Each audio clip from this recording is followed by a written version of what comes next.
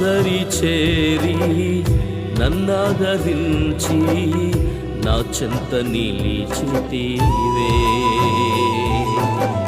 నా శ్రమలలో నన్ను హత్తుకుని కన్నీరు తుడిచితివే. నాదరి చేరి నన్నాదరించి నా చెంత నిలిచితివే. నా శ్రమలలో నన్ను హత్తుకుని కన్నీరు తుడిచితివే. నా మంచి స్నేహితుడా, నా మంచి సమరయుడా, నా మంచి స్నేహితుడా, నా మంచి సమరయుడా, నీ ప్రేమకు సాటి లేరయా. నీ ప్రేమను వర్ణించలేనయా, నీ ప్రేమకు సాటి లేరయా, నీ ప్రేమను వర్ణించలేనయా. మహాగణుడును మన రక్షకుడునైన మన ప్రభువైన యేసుక్రీస్తు వారి పరిశుద్ధమైన నామములో ప్రతి ఒక్కరికి మా హృదయపూర్వకమైన వందనాలు తెలియజేస్తూ ఉన్నాం. అనుదిన జీవ వాక్యము ద్వారా దేవుడు మనతో మాట్లాడుతున్న దానిని బట్టి దేవునికి మహిమ. ఇమానుయేల్ ప్రేయర్ హోమ్ మినిస్ట్రీస్ ద్వారా ప్రతి దినము దేవుడు ఆయన వాక్యము ద్వారా మనతో మాట్లాడుతూ కొద్ది నిమిషాలు దేవుడు మన జీవితాల్లో అనేకమైన మేలులు జరిగిస్తున్న దానిని బట్టి ఘనత మహిమ ప్రభావాలు ఆయనకి చెల్లునుగాక. ప్రియులారా, దేవుని వాక్యాన్ని మనం ధ్యానం చేసుకుందాం. పరిశుద్ధ గ్రంథంలో నుండి 2వ పేతురు రాసినటువంటి 2వ పత్రిక 3వ అధ్యాయము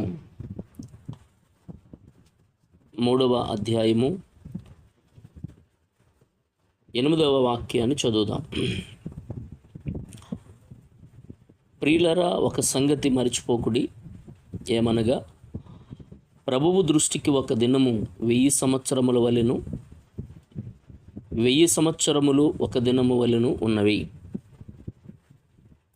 కొందరు ఆలస్యమని ఎంచుకున్నట్లు ప్రభువు తన వాగ్దానమును గూర్చి ఆలస్యము చేయువాడు కాడు. కానీ ఎవడునూ నశింపవలనని ఇచ్చయింపక అందరూ మారుమనసు పొందవలనని కోరుచు మీ ఎడల దీర్ఘశాంతము గలవాడై ఉన్నాడు.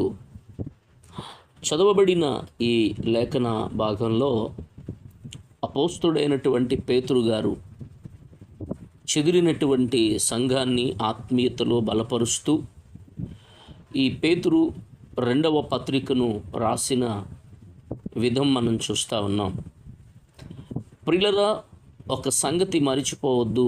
ఏది ఆ సంగతి అనంటే, దేవుని దృష్టికి ఒక దినము 1000 సంవత్సరాలు, 1000 సంవత్సరాలు ఒక దినము అని పేతురు గారు మాట్లాడుతున్నాడు. ఈరోజు మనం ఆలోచన చేస్తే గనుక ఒక దినము 1000 సంవత్సరాలు, 1000 సంవత్సరాలు ఒక దినమై ఉన్నది అని దేవుని వాక్యము సెలవిస్తూ ఉంది. మనం ఆలోచన చేస్తే గనుక దేవుని వాక్యంలో ప్రియులారా, మనం గమనిస్తే ఈ రోజున చాలామంది జీవితాల్లో దేవుడిచ్చినటువంటి సమయాన్ని పాడు చేస్తున్న పరిస్థితి. దేవునికి ఇవ్వాల్సినటువంటి సమయం ఇవ్వకుండా పాడు చేస్తున్న ఆ పద్ధతిని మనం చూస్తూ ఉన్నాం. దేవుడు ఏం చెప్తున్నాడు అనంటే, ఒక దినము 1000 సంవత్సరాలు, 1000 సంవత్సరాలు ఒక దినము అని మాట్లాడుతున్నాడు. అంటే నువ్వు దేవుని సన్నిధిలో ఒక దినం గడిపావు అనంటే దేవుని దృష్టిలో అది 1000 సంవత్సరాలు అని మాట్లాడుతున్నాడు. అంటే దేవుని సన్నిధిలో ఒక దినం గడపడం కూడా కష్టమైపోతున్న పరిస్థితి కదా. దేవుని సన్నిధిలో దేవుణ్ణి ఆరాధించవలసిన మనం, దేవుణ్ణి గణపరచవలసినటువంటి మనము దేవుణ్ణి గణపరచకుండా ఆరాధించకుండా ప్రియులారా, వారములో ఒక దినం ఆదివారం ఆరాధన జరగాలి, ఇక నియామక కూడికలు జరుగుతాయి, ఉపవాస కూడికలని అవి ఇవి. అలాంటి పరిస్థితుల్లో దేవునికిచ్చే సమయం మనం ఇస్తున్నామా, లేక నీ పనులకిచ్చే నీవు చేస్తున్నటువంటి నీ సొంత కార్యాలు, నీ సొంత పనులకే ప్రాధాన్యతనిస్తున్నావా? దేవుడు ఏం చెప్తున్నాడు అనంటే, ఒక దినం నీకు ఇచ్చాడు అనంటే అది దేవుడిచ్చిన ఆయుష్యే, దేవుడిచ్చిన ఆరోగ్యమే. ఆయన ఇచ్చిన ఆరోగ్యాన్ని బట్టి మాత్రమే మనం సజీవులుగా ఉన్నాం. ఆయన ఇచ్చినటువంటి ఆరోగ్యాన్ని బట్టి మాత్రమే ఈ రోజున మనము జీవిస్తున్నాము అనంటే ఆయన కృపే. కాబట్టి ఆయన ఇచ్చిన సమయాన్ని దేవుడు నియమించినటువంటి నియమం ఏమిటి అనంటే, సమాజముగా కూడడం మానొద్దు అని చెప్పాడు. అంటే సమాజముగా కూడి ప్రభు నామాన్ని మహిమపరచాలి అని దేవుడు కోరుకున్నాడు. అది నిబంధన, అది నియమం, అది కట్టడ. ఇశ్రాయేలు ప్రజలకు విశ్రాంతి దినము పరిశుద్ధ దినమైతే, కొత్త నిబంధనకు వచ్చేసరికి క్రీస్తు ప్రభువారు పునరుద్ధానుడైన తర్వాత ఆదివారాన్ని పునరుద్ధాన దినముగా మనం ప్రకటించి ఆదివారం ఆరాధన జరిగిస్తున్నాం. ఇశ్రాయేలీలు విశ్రాంతి దినాన్న వాళ్ళు పాటిస్తున్నారు. అయితే పునరుద్ధాన దినము అనంటే ఆదివారము, ఆయన సమాధిని గెలిచి తిరిగి లేచిన దినం.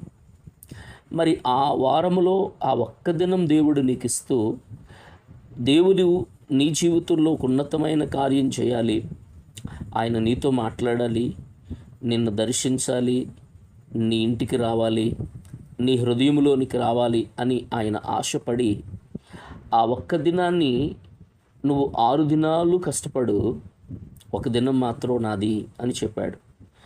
ఆ ఒక్క దినాన్నే నువ్వు దొంగిలిస్తున్నావు అంటే, ఆ ఒక్క దినాన్నే నువ్వు దేవుని సన్నిధికి దూరం అయిపోతున్నావు అంటే అసలు నిన్నేమనాలి? అసలు ప్రియులారా, అంటే దేవునికి ఇవ్వాల్సిన సమయం దేవునికి ఇవ్వడం లేదు.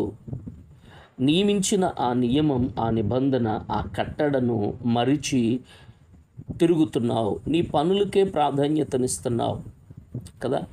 దేవుని సన్నిధిలో ఆదివారం అనంటే ఆరాధన జరుగుతుంది అనంటే, ఆ ఆరాధనలో ప్రభువుని మహిమపరిచే వ్యక్తులుగా మనం ఉండాలి, గణపరిచే వ్యక్తులుగా ఉండాలి. అలాంటి పరిస్థితుల్లో నువ్వు దేవునికి లోబడకుండా, దేవుని మాట వినకుండా, నీ ఇష్టానుసారంగా నువ్వు జీవిస్తూ, పిల్లల ఖాళీ లేదు, ఆదివారము కూడా ఖాళీ లేదు అన్న బిజీలో నువ్వు వచ్చేసావంటే దేవునికి దూరం అయిపోతున్నావు అని అర్థం. నువ్వు అంటే ఎన్ని పనులున్న నీ జీవితంలో, అది ఎంత ప్రాముఖ్యమైనదైనా దేవునికిచ్చే సమయము దేవునికి ఇయ్యి, తద్వారా నీ జీవితం దీవించబడతాది. సాతానుడు నిన్ను తెలియకుండానే ఎలాగైనా సరే నీ ఆత్మీయతను దెబ్బతీయాలని వేసిన పన్నాగం మాత్రమే అని గుర్తుపెట్టుకో. ఈ రోజున పనికిచ్చే ప్రాధాన్యత, కార్యాలకిచ్చే ప్రాధాన్యత దేవునికి నువ్వు ఇవ్వడం లేదు అనంటే, ఎలాగైనా సాతానుడు నిన్ను ట్రాక్ తప్పించాడు అని గుర్తుపెట్టుకో. కనుక వాక్యం ఏం చెప్తుందంటే, ఒక దినము 1000 సంవత్సరాలు, 1000 సంవత్సరాలు ఒక దినమై ఉన్నది అని మాట్లాడతాడు. ప్రియులరా, దైవజనుడు, ప్రపంచ ప్రఖ్యాతిగాంచినటువంటి దైవజనుడు బిల్లీ గ్రహాం గారు ఆయన ప్రసంగంలో ఆయన మాట్లాడుతూ ఒక మాట అన్నాడు. ఏమిటి ఆ మాట అనంటే, నేను బ్రతికిన కాలంలో, ఆయన అన్నమాట, నేను ఎంతకాలం జీవిస్తానో నా జీవిత కాలంలో ఒక్క ఆదివారము ఆరాధన మానను అని తన సమర్పణట, తన నిబంధనట. అది ఎన్ని పరిస్థితులున్నా, ఎన్ని పనులున్నా, ఒక ఆరాధన కూడా నేను మిస్ అవ్వను అని తన సమర్పణ చేసుకున్నాడట. ఫైనల్గా లాస్ట్లో ఆయన మంచం మీద ఉన్నప్పుడు ఆయన అన్నమాట ఏంటనంటే, నా జీవితంలో నేను చేసుకున్నటువంటి తీర్మానాలన్నీ 99% నాకు తెలిసి నేను అన్నీ నెరవేర్చాను అని నేను అనుకుంటున్నాను అని ధైర్యంగా దైవజనుడు చెప్పగలిగాడు. ఈ రోజున నీ ఆత్మీయ జీవితాన్ని దేవుని కొరకు నువ్వు ప్రతిష్టత కలిగిన వ్యక్తివైతే, దేవుని కొరకు నిలిచే వ్యక్తివైతే ఆరాధన ఆప్ చేయు, ఆరాధన పాడు చేసుకోవు, దేవునికి ఇచ్చే సమయం దేవునికి ఇస్తావు. దేవునికి ఇవ్వకుండా అంత బిజీ షెడ్యూల్లో ఉన్నావంటే దేవుడు కూడా బిజీ అవుతాడు నీ విషయంలో. అర్థమవుతుందా? కాబట్టి ఇక్కడ వాక్యం ఏం చెప్తుందంటే, కొందరు ఆలస్యమని ఎంచుకున్నట్లు ప్రభువు తన వాగ్దానము గూర్చి ఆలస్యము చేయువాడు కాడు, కానీ ఎవడునూ నశింపవలనని ఇచ్చయింపక అందరూ మారు మనసు పొందవలనని కోరుచు మీ ఎడల దీర్ఘశాంతము గలవాడై ఉన్నాడు. చూడండి, చాలామంది ఏమనుకుంటున్నారంటే ప్రభు వస్తాడు ఇప్పుడు వచ్చాడులే అనుకుంటున్నారు. అయితే కొందరు ఆలస్యమనించుకున్నట్లుగా ప్రభువు తన వాగ్దానం గురించి ఆలస్యం చేయడు. చూడండి, ఇజ్రాయేలు దేశంలో పాలస్తీనా, ఇజ్రాయేలు, ఇరాక్ వాళ్ళకి యుద్ధం జరుగుతుంది. ప్రియులరా, దరిదాపు ఇంచుమించు 9 నెలల నుంచి జరుగుతూనే ఉంది. భయంకరమైనటువంటి పరిస్థితి. ఇలాంటి పరిస్థితిని మనం చూస్తున్నప్పుడు మనం ప్రభువు రాకడ సమీపంగా ఉంది. ఆల్రెడీ ఇప్పుడు కూడా యుద్ధం జరుగుతూ ఉంది. 3వ ప్రపంచ యుద్ధం రావడానికి సిద్ధంగా ఉంది. ఒకవేళ 3వ ప్రపంచ యుద్ధం జరిగింది అని అంటే కనుక ప్రభువు త్వరగా వస్తాడు, ఈ విషయంలో సందేహం లేదు. కనుక వాక్యం ఏం చెప్తుందంటే, నీకిచ్చిన సమయాన్ని పాడు చేసుకోకు, నీకిచ్చిన సమయాన్ని వృధా చేసుకో. నీకు ఇచ్చిన సమయాన్ని నాశనం చేసుకుని, నీ జీవితాన్ని వృధా చేసుకుని, సమయాన్ని పాడు చేసుకుని, వృధా చేసుకుంటే కనుక నీ ఆత్మీయతలో నువ్వు ఎదగలేవు. సాతానుడు ఎలాగైనా నిన్ను పాడు చేస్తాడు, జాగ్రత్త. కాబట్టి నీ ఆత్మీయ జీవితాన్ని కాపాడుకోమని దేవుని పేరట నేను మనవి చేస్తూ ఉన్నాను. ప్రభు వస్తున్నాడు త్వరగా. ఆయన ఆలస్యం చేసేవాడు కాదు. ఒక దినం దేవుని దృష్టిలో 1000 సంవత్సరాలు ఒక దినమైనది. కాబట్టి దీన్ని నువ్వు వినియోగించుకోవాలని దేవుని పేరట మనవి చేస్తున్నాను. అట్టి కృప దేవుడు మనకు అనుగ్రహించునుగాక. ఆమేన్. పరిశుద్ధుడా, ప్రేమగల దేవా, నీకు వందనాలు. విన్న వాక్యాన్ని బట్టి బిడ్డల జీవితాల్లో మీ కృప, మీ కనికరము, మీ ఆశీర్వాదము దయచేయండి. ఏ దినము కూడా ప్రభువా నీ సన్నిధిలో నాయన పాడు చేసుకోకుండా, నీ సన్నిధికి విలువనిస్తూ, నీ సన్నిధిలో నాయన భయభక్తులు కలిగిన బిడ్డలై జీవించున్నట్లుగా కృపనిమ్మని యేసు నామములో ప్రార్థించి వేడుతున్నాం తండ్రి. ఆమేన్.